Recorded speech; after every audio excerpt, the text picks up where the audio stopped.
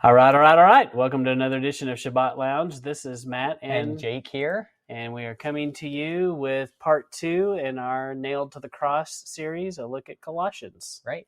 We're going to deep dive into Colossians 2, continuing on from our part 1.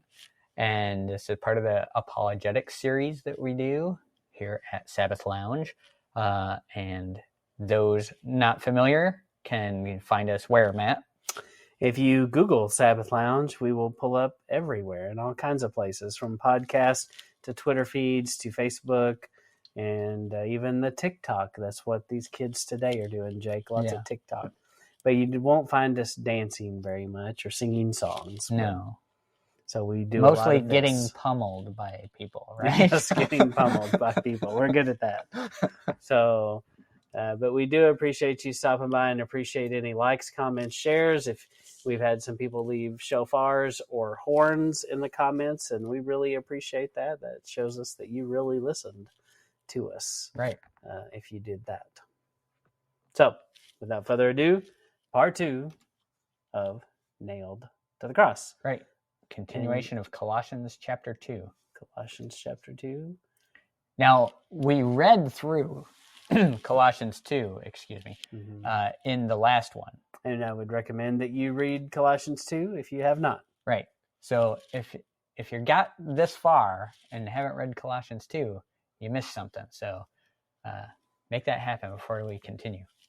So we read through, and then we found that in Colossians 2:11, right, we see that the circumcision of Messiah puts off the body of sins of the flesh.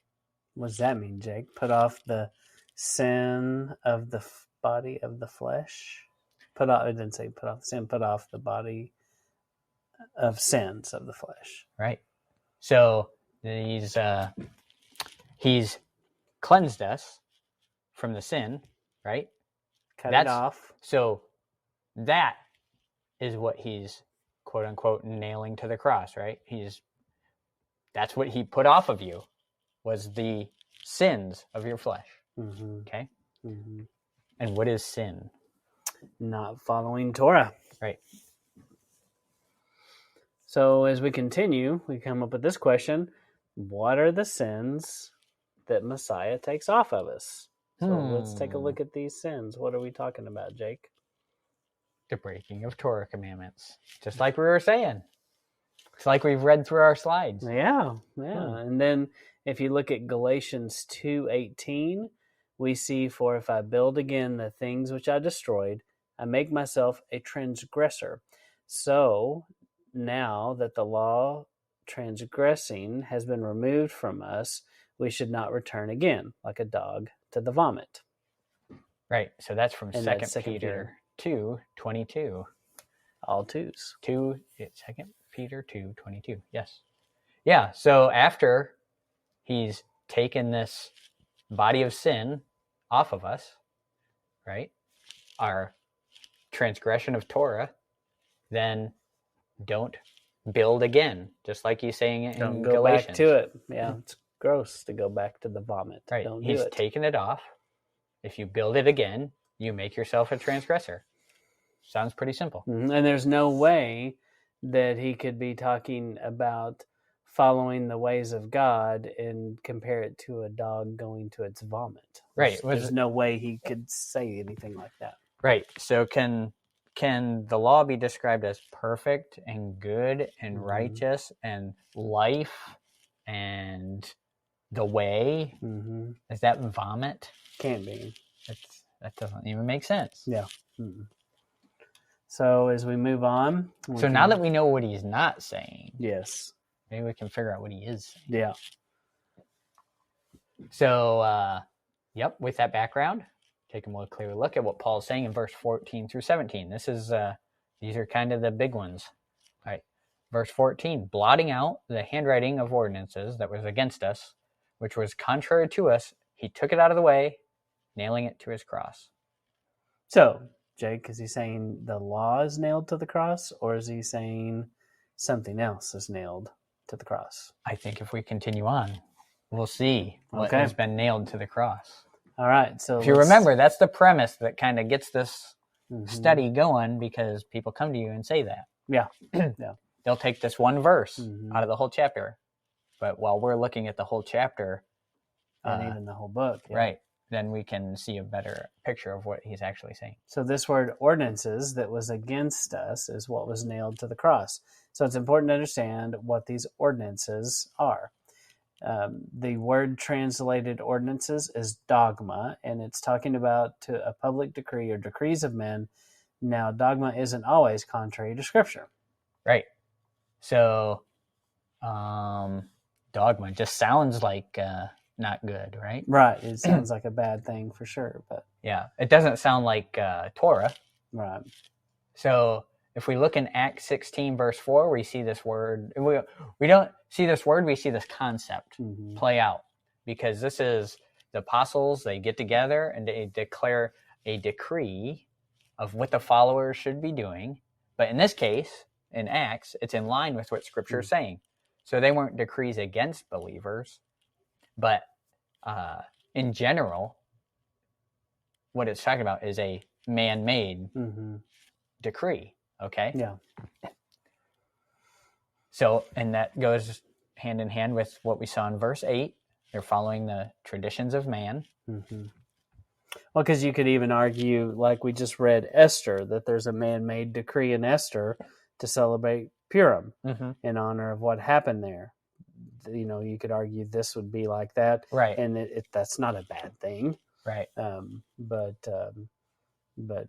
there are ways in which it's not always necessarily a bad thing, but it's when you put that in place of Scripture or against what Scripture says or contrary to Scripture. Right. So the point that we're making here is what was nailed to the cross was these ordinances that were against us, or dogmas of men. Okay, it's some translations will even say God's law nailed, was against us. But when you go to the Greek, that's not what it's saying. So as we continue to jump into it, remember that it was the commandments of men that said Jews and Gentiles could not come together in the Torah. In fact, this is contrary to Torah. See Leviticus 19:34 and Deuteronomy 10:19. So, but that was often taught. In fact, we see that later in Peter's vision, that was what some of these overly zealous people were practicing. They were like, well, I can't hang out with them. They're Gentiles. Right. And people thought that way, and they were never supposed to think that way, but they were taught by men that this is what you do, and they just did it. Right. And if you look back at our discussion with David Wilbur, and we go into the difference of koinos and akathartos, and there was this idea of commonality that the Jews had, and that's this idea here of they couldn't go to the Jews and the Gentiles couldn't come together, and it wasn't the Torah that said that. So it's the commandments of men that are contrary to us, that are nailed to the cross, and this is where Messiah takes back control of the principalities and powers that Paul talks about in verse 10. Remember, I said we'd come back to this at the end of the last section, and this is kind of where it comes together. Is he nails those principalities to the cross that were coming against us, and now we have the power to overcome that. And part of the reason they can come against us is we give them spiritual and legal authority to operate in our lives when we practice these wicked ways. Right. And that does need to be nailed to the cross. Right. And taken away. Right. So in verse 15 there, having spoiled principalities and powers, he made a show of them openly, triumphing over them in it. So because the principalities and powers of men have been defeated, you can have courage to walk out your faith. And so the accuser, Satan, Hasatan, he has nothing to accuse us for if we, once we do this and once we allow our guilty, our guilty actions to be nailed to the cross and taken away. then if we don't do that, then he has legal authority to operate and accuse us, and rightfully so. We will be guilty as charged unless he looks and sees the blood of Messiah on us, and right. So this is just this section of scripture is where we should be going to show that our sin was put on the cross with Messiah. It's showing that concept, which everyone's familiar with. Should be. They right? should be, yeah.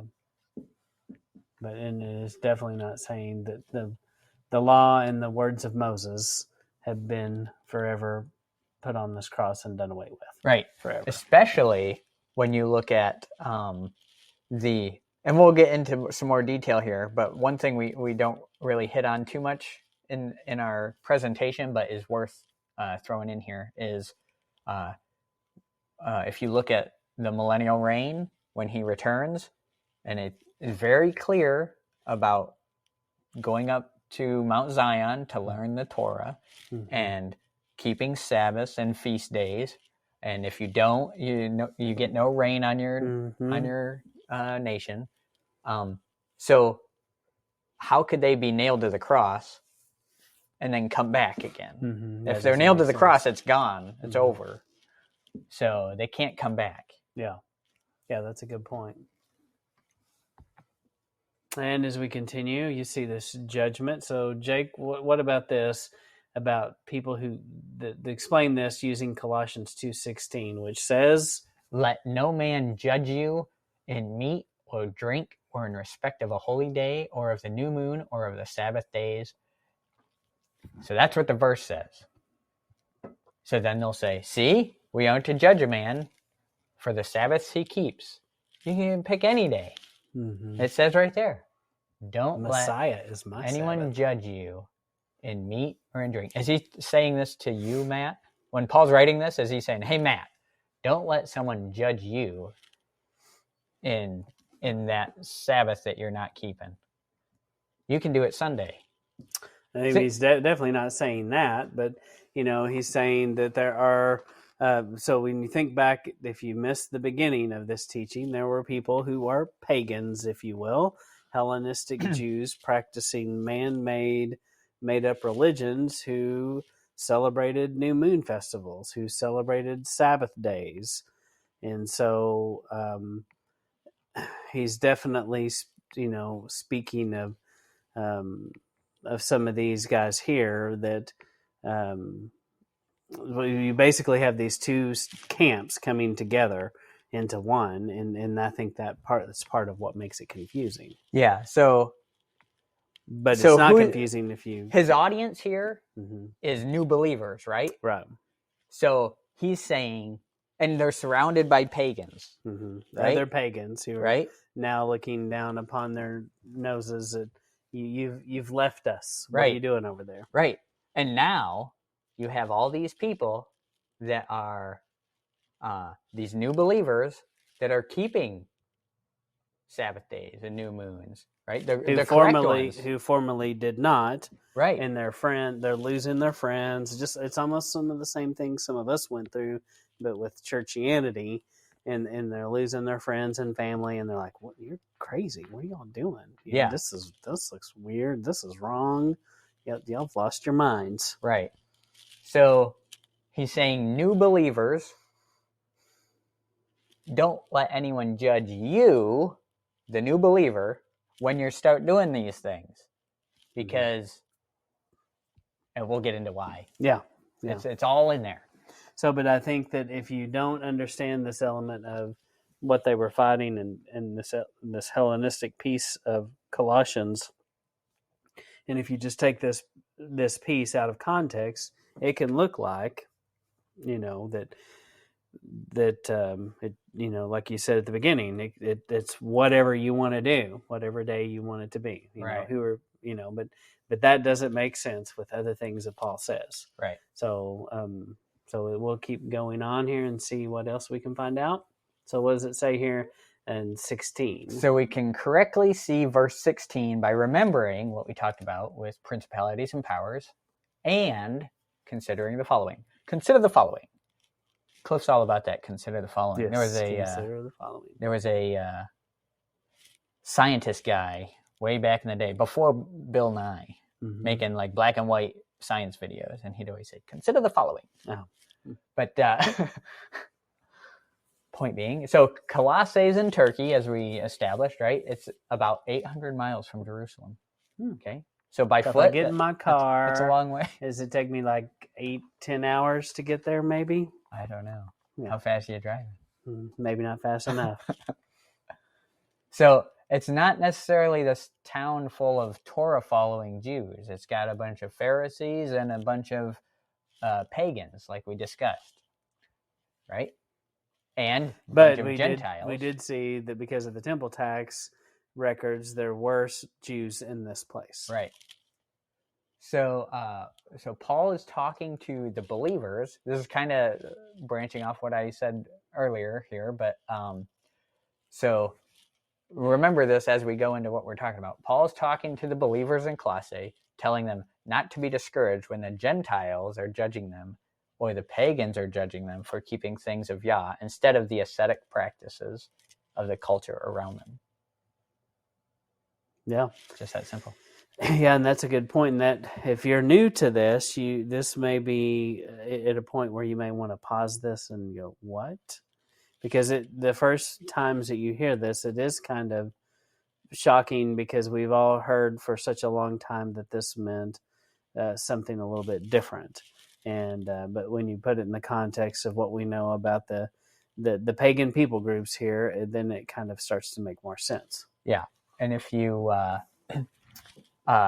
it's definitely a paradigm shift kind of scenario here. You definitely have to say, okay, let me set aside how I've looked at it before, and let me try to look at it a different way and see if it makes sense. Well, it goes back to, I keep saying it here lately, but the new wineskins. You know, if you don't get new wineskins to hold these new paradigms, you're going to have a hard time with some of these, and the old wineskin will not contain this thinking when you start to see it this way. Right. So there are things here. So the little graphic here is that they had these Hellenic dietary laws on meat consumption. So it's not hard to find information about what the Hellenistic people, what they did, what they thought, and you will see that the part of this is food consumption. But so what do we have here? 1 through 4, Jake. Who is this talking about? Well, let's see. Not eating certain meats, setting apart Elohim's holy days. They're observing the new moons, and they're keeping the Sabbath.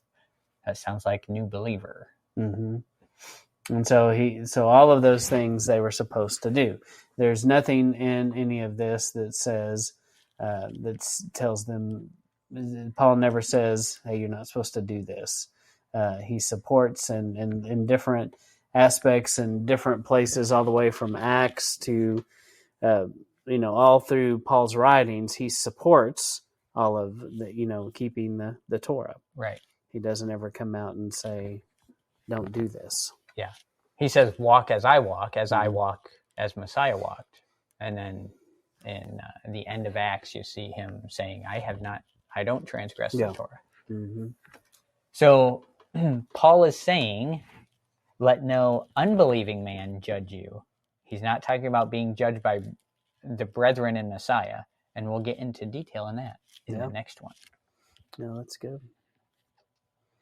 So that comes to the end of our part 2 of nailing to the cross. Right. In our look at Colossians 2. So we still have another part to do here, and if you missed any of the others, we encourage you to go back and listen, and please share this with others. Please leave us like some kind of an emoji, like a horn or shofar emoji, to let us know, hey, you did listen to us. Yep. Give us a comment, questions, yeah, any of that. But we appreciate you taking a minute out of your day to listen to Sabbath Lounge, and this is Matt and Jake signing off.